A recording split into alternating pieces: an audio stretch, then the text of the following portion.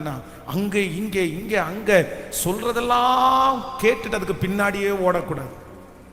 அதை பண்ணலாமா? எத்தையுமே இல்லை.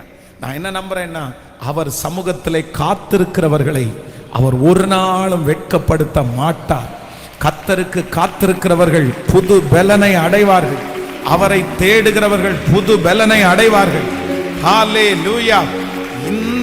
இந்த 100 நாட்கள் ஜெபத்துல நீங்க ஒரு தீர்மானம் எடுக்கணும். நான் எங்க உட்கார போறேன் அப்படின்னு சொன்னா, நீங்க தானே ஆண்டவரை கொடுத்தீங்க, நீங்க தானே ஆண்டவரை கொடுத்தீங்க, நீங்க தானே ஆண்டவரை படைச்சிங்க, நீங்க தானே ஆண்டவரை இதை அனுமதிச்சிங்க, நீங்க தானே ஆண்டவரை என் பிள்ளைய கொடுத்தீங்க. என் பிள்ளைய மாத்துறதுக்கு உங்களால முடியும், என் சூழ்நிலையை மாத்துறதுக்கு உங்களால முடியும், என்னுடைய நிலைமையை மாத்துறதுக்கு உங்களால முடியும்.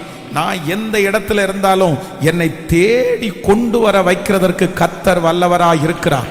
அவர் எனக்காக எத்தனை தூரத்தில் இருந்தாலும் அதை கொண்டு வந்து கொடுக்கிறதற்கு கர்த்தர் வல்லவராய் இருக்கிறார். நான் இருக்கிற இடத்திலே கர்த்தர் எனக்கு கொண்டு வந்து தர வல்லவராய் இருக்கிறார். ஆமென். நான் எங்கும் அல்ல, கர்த்தரே எனக்காக. எத்தனை பேர் தீர்மானம் எடுக்க போறீங்க? அப்படியே கைகளை மேல உயர்த்தி ஆண்டவரிடத்துல சொல்லுங்க, ஆண்டவரே நான்